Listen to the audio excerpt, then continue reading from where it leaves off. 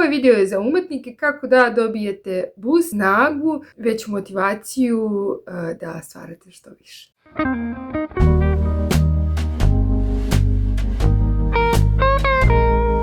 Zdravo mili moji, dobrodošli na ovaj video, pripremite čaj ili kafu, opustite se jer ovaj video će da potraje.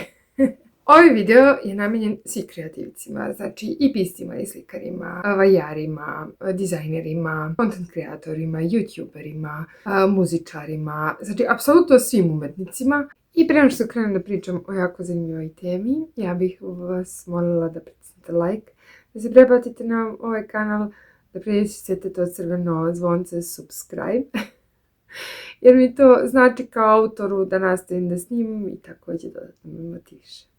Želim da pravim ovakve videa koji su prosto motivišući, koji nude određenu motivaciju i boost i podršku za stvaranje i za rad, jer je kreativcima jako teško u sadašnjem vremenu, pogotovo pošto postoji toliko ubeđenja da smo prosto beskorisne bube u društvu i da smo umetnici, što nas u žargonski svodi u isti koš sa ludacima. Ali pošto sam ja navikla na tu ludačku etiketu i apsolutno nemam nikakvo preispitivanje o tome kako moj um funkcioniše i kako me... Ja sam malo operisana na tome kako me drugi ljudi vide. Međutim, jako je ponekad teško naći inspiraciju, pogotovo u meni, znači teško mi ponekad da izdržim kao snimi još jedan video. I onda sam u fazonu, pa dobro, ali ko gleda moje videe? Mislim, ja znam kao, razumite, kao postoje brojke, ja vidim da ljudi gledaju videa, ali u mojoj glavi ne može to da se pomeže da su to pravi ljudi, da se on neko uključi i da me gleda. Mislim, ja videa gledam kao što i radim svoje rade, zašto uživam i meni je lično lepo i ja znam da imam neki uticaj i prosto postoje neki ljudi sa kojima bih ja voljela da pričam, koji su u daljini. Drago onako da blebećem u video i znam da će ti ljudi da gledaju moj video. Ali opet nemam utisak u publike. Također, slikar ima jedini utisak publike na izložbama kada vidite kako neko posmatra vaš rad. I to je zaista prelepo osjećaj. Muzičari imaju taj osjećaj publike kada imaju koncert i onda vide masu koja ih prati i koja im dođe na koncert. I postoji naravno i neki novac, ali novac u umetnosti nije nešto što je presudno i što je inicijalna kapisla za rad. To jest, novac umetnike ne loži, to moraju da shvate ljudi koji nemaju umetničke afinitete, da nas apsolutno briga da ćemo bilo šta da zaradimo od naše kreativnosti. Što stvaramo iz neke unutrašnje potrebe da nešto kažemo, da se izrazimo, da prenesemo naša lična osjećanja na to umetničko djelo, da neko u tome nađe spas ili da se identifikuje. U ovom videu pričam kako je bitno da razmišljamo o publici. Imamo tu neku odgovornost kreacije prema publici, kao inspiraciju kada nam dođe ta kao cija i onda imamo želju da stvaramo. Ja, koliko sam proučavala sve pisce, književnike i sve velike umove, ogromna dela iza sebe je kontinuitet rada. A kontinuitet rada je jako težak ako vama vaša lična motivacija manjka i prosto se samo oslonite na inspiraciju. Ja sam o tome pričala kako je kontinuitet rada jako bitan i bitna je ta neka organizacija da vi sednete, naprimjer pišete knjigu i vi kažete ja sam seo, ja ću sada napišem 5 strana, možda 5 strana ne valjaju, ali ja sam ispoštovao tu svoju rutinu. Isto ako slikate sliku, ako stvarate muziku, sad smo u studiju, sad se vežba ta stvar, ok je poštovati inspiraciju i poštovati taj trenutak stvaranja i tu emociju koja se javi, koju vi morate da pretvorite u umetnost, ali taj kontinuitet rada je neophodan. Sad, ne mogu sebe da nazovem youtuberom, zato što nije ovaj moj kanal nešto pretjerano veliki da se ja hvalim, ali dobro rastemo. Kako da dobijete tu motivaciju na najbrži način? Vi morate da shvatite da postoje konzumenti vaše umetnosti koji obožavaju vašu umetnost. Vi možda toga niste svesni. Zamislite da vaša umetnost pokreće druge ljude. Prosto da je umetnost ima tu namenu da pokrene na razmišljanje ili pokrene na akciju i da učini da se neko dobro osjeća. I znam da je to jako teško zato što ne možete vi toliko egoistično da gledate vaš rad, Ali šta možete da uradite? Zamislite vašeg omiljenog muzičara ili vašeg omiljenog pisca ili vašeg omiljenog slikara ili ja, na primjer, volim Florence and Machine. Dođem u trenutak da zamislim šta ako ona ne izbaci novi album. Šta ako ona ne izbaci novu stvar? Kako ću se ja osjećati? Kako ću se ja osjećati ako je ovo kraj njene karijere? Ja dolazim u tu poziciju razočarano i da mi je krivo i da naravno osjećam ushićenje i uzbuđenje kada ona izbaci novi album.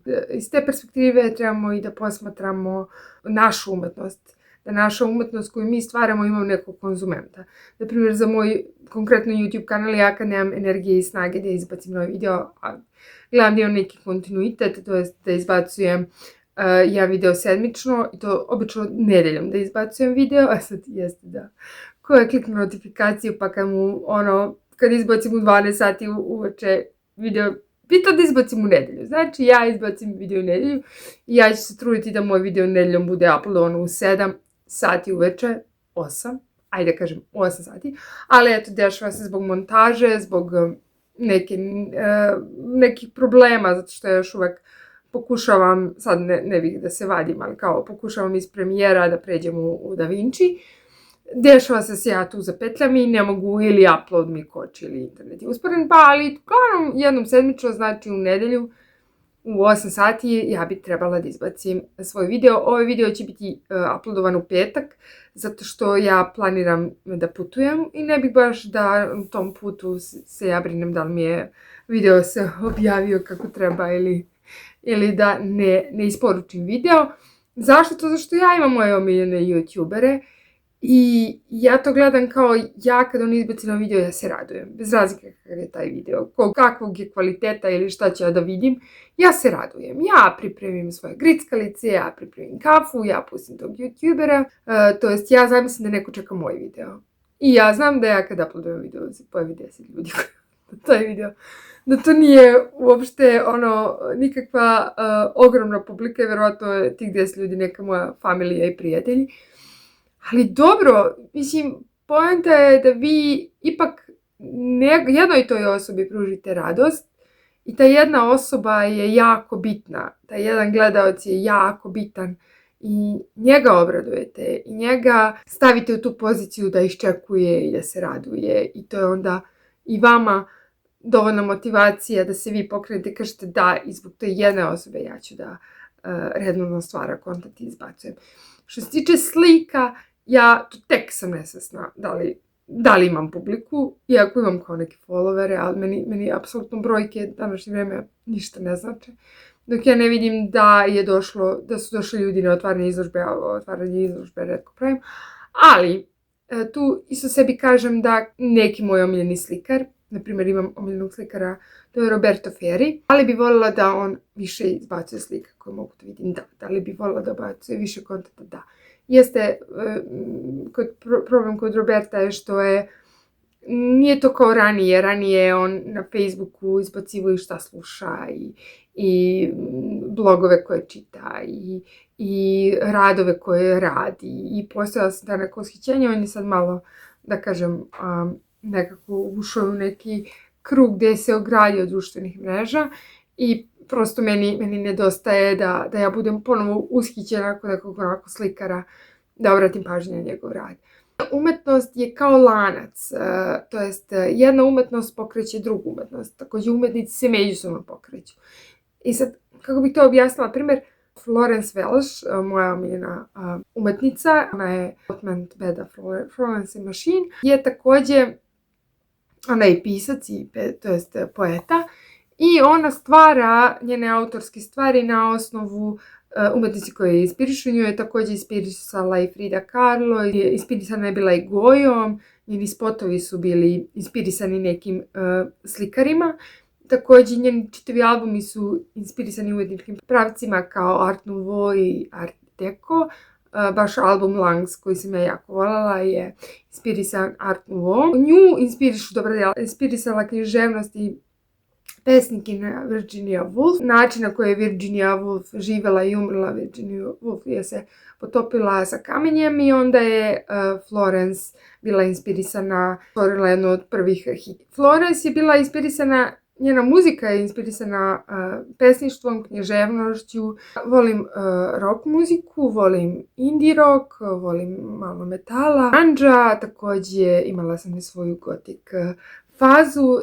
Ja vidim da je neka književnost koju ja volim, također književnost i autora te muzike. Led Zeppelin je bio inspirisan Tolkienom, David Bowie je inspirisan Orwellom, romanom 84, dok je Iron Maiden bio inspirisan romanom Brave New World. Cure bio inspirisan Strancem od Camusa, a ja baš sam obožavala, to je jedna lektira koju sam ja zaista volila je Stranac od Camusa i također sam volila The Cure, tako da je to nekako kao se povezalo međusobno. Obožavala sam dete grunge-a i volila sam Kurt Cobaina.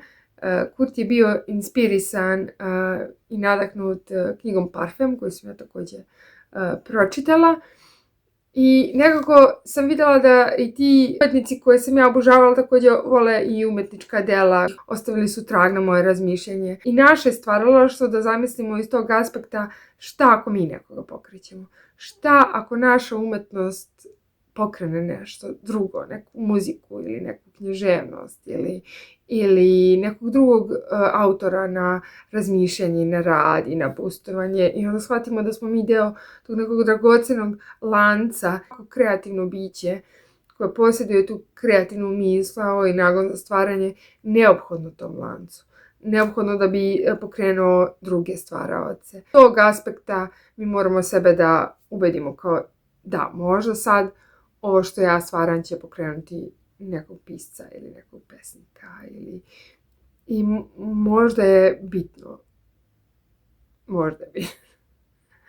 I kad gledamo to iz aspekta ja sam bitan deo karike i moja umetnost je bitna, onda smo nekako mnogo više motivisani da radimo i da stvaramo i da se trudimo i da budemo uporni, stvaralački kontinuitet, da to radimo stalno. I tako, nadam se da je ova tema bila zanimljiva, ukoliko jeste i ukoliko znate još neke spone između umetnika, to jest muzika, slikarstvo, muzika, književnost, slikarstvo, književnost, slikarstvo, muzika. Ostavite u komentaru, meni će biti drago da pročitam vaš komentar i definitivno ću praviti video da ću još malo ovu temu da onako detaljno proanaliziram, što bi se reklo. I hvala što ste došli do kraja. Ako vam se dopala ova tema, kliknite like, patite se moj kanal, kliknite zvonce, signal notifikacije kad izbacim video i vi ste najdivnija publika. Ćao, ćao, ćao.